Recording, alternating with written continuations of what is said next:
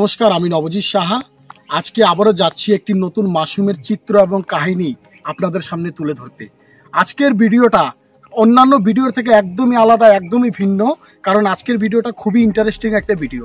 আজকে আমরা যেখানে যাচ্ছি ফার্মটাকে দেখানোর জন্য, সেটা আমাদের কোচবিহার জেলা নয়, আমাদের উত্তরবঙ্গ নয়, আমাদের পশ্চিমবঙ্গ নয়, আমাদের ভারতবর্ষ, আমাদের দেশ নয়।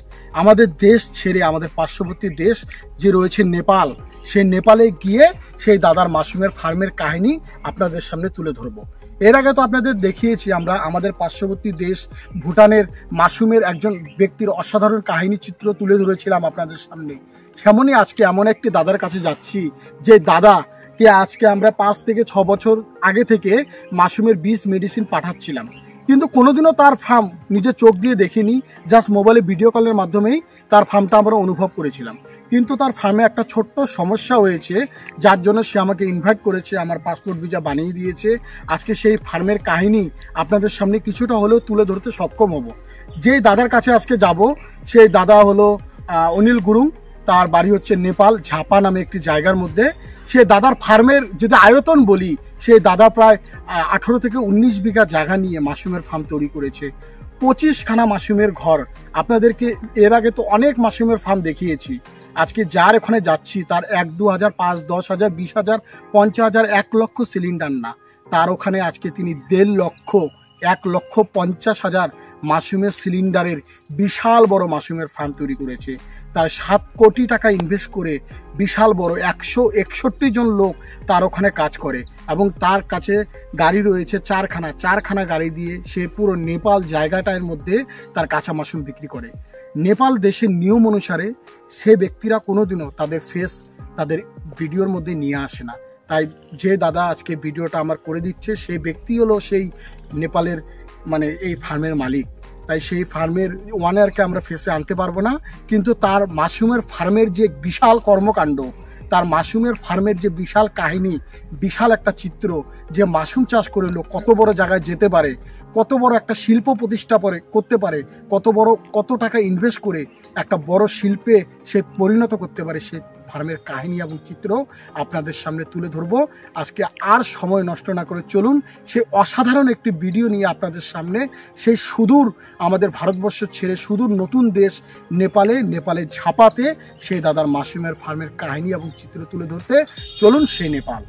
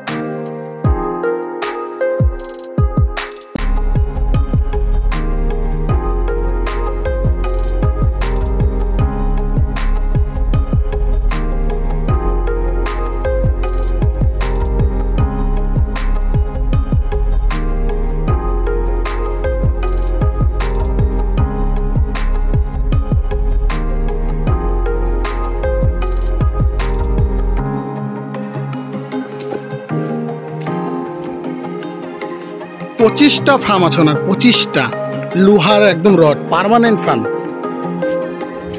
পাহাড়ের উপরে।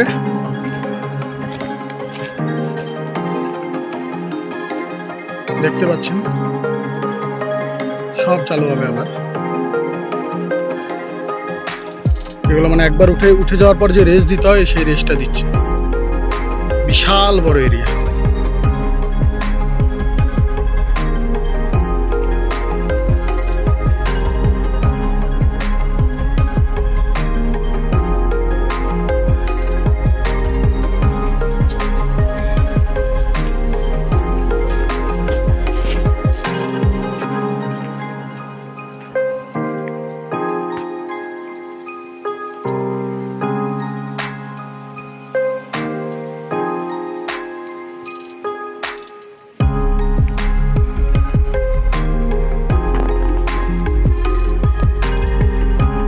এখানে এগুলো হলো কুটির ঘর, এটা নেপালি ভাষায় বলা হয়, আমরা তো বাংলাতে এটা খড় বলি, পোয়াল বলি।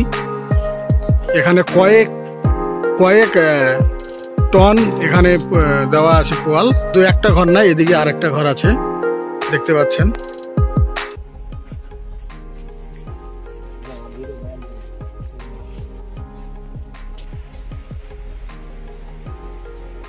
নমস্কার, আজকে আমরা তো আসলাম আমাদের ভারতবর্ষ ছেড়ে, ভারতবর্ষ যে পার্শ্ববর্তী দেশ নেপাল। এর আগে আপনাদের দেখিয়েছি আমরা ভারতবর্ষ ছেড়ে আমাদের পার্শ্ববর্তী দেশ ভুটানে গিয়ে নতুন মাশরুমের ফার্ম তৈরি করে দিয়েছি। আজকে আমাদের ভারতের পার্শ্ববর্তী দেশ নেপালে এসে, এই নেপালে আমরা অনেক দিন যাবতই এই দাদার সঙ্গে কাজ করছি। এই দাদাকে অনেক দিন যাবতই আমরা বীজ পাঠাচ্ছি। দাদা কাজ মানে করছে, আজকে আমাদের ইনভাইট করেছে আসার জন্য, তাই সেখানে আসলাম। এসে দেখলাম এনার যে ক্যাপাসিটি সিলিন্ডারের, এনার প্রায় 1.5 লক্ষ সিলিন্ডারের ক্যাপাসিটি। দেখতে পাচ্ছেন যে পোয়াল, এখানে আমরা ওদের ভাষায় ওরা কি বলে, এগুলো হলো খড়, এগুলো ওরা অলরেডি স্টক করে রেখে দিয়েছে। এরকম ঘর ওনার 2টো আছে, কয়েকশো টন। তারপরে এগুলো বস্তার মধ্যে ভরে রাখা হয় যেভাবে আমরা চাষ করি। আর এখানে বিশেষ করে কেমিক্যাল প্রসেসটাকে বেশি ফোকাস করা হয়, তাই এখানে স্টিম করার জন্য ইসে করা রয়েছে। আমি ক্যামেরাম্যানকে বলবো আসার জন্য। এখানে স্টিমের এই যে চুলা, এখানে স্টিম করে এটার উপরে বয়েলিং প্রসেসে কাজটা করা হয়।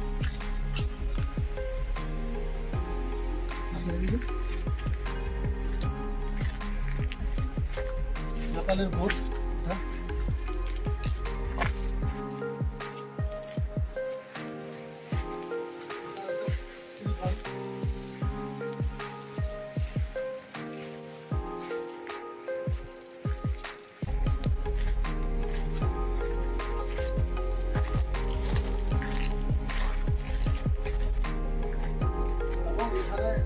মেডিসিন মিক্সচার করে এই জায়গাটার মধ্যে মাশরুমের সিলিন্ডার বানানো হয়। এখানে পার ডে প্রায় 3000 সিলিন্ডার বানানো হয় পার ডে।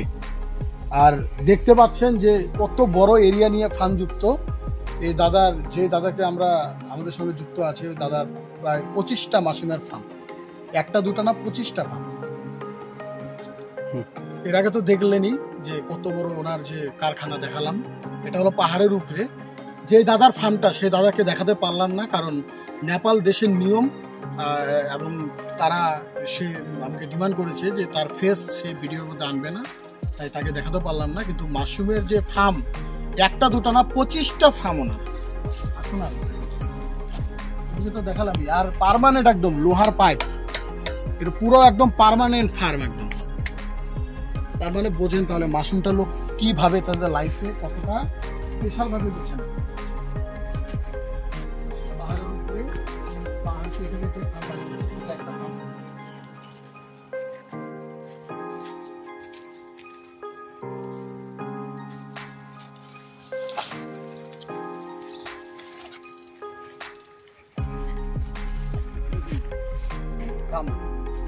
একটা দুটো তিনটা চারটা পাঁচটা, ওইদিকে তো আরো দেখালাম।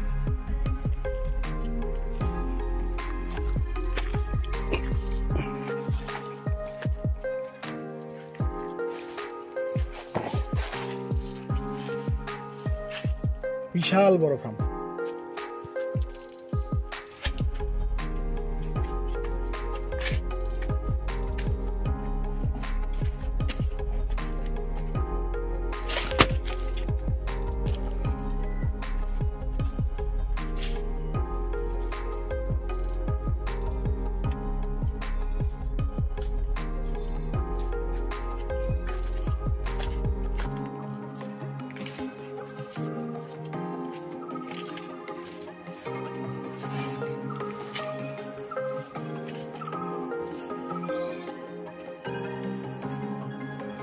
একদম পার্মানেন্টলি ফার্ম।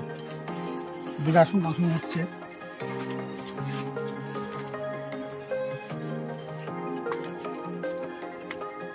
আমাদের লাইফে এই প্রথম 1.5 লক্ষ, 1000, 2000, 3000, 5000, 10,000, 1 লাখ না, 1.5 লক্ষ সিলিন্ডারের ফার্ম দেখালাম। দেখুন, এই দেখুন উল্টা পাশে।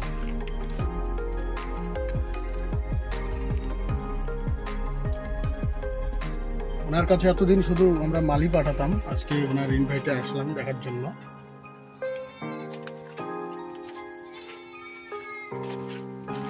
এই যে আরেকটা ফার্ম।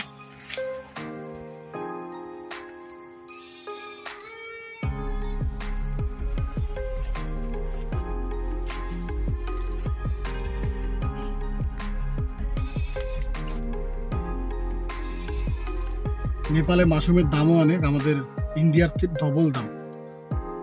আর প্রোডাকশনও দেখুন কি পরিমাণে প্রোডাকশন হচ্ছে ওনার পার ডে। উনি আমাকে যা বললো, প্রায় 3 টন মাল ওনার প্রোডাকশন হয় পার ডে, এবং সমস্ত মাল উনি নেপালে সাপ্লাই করে।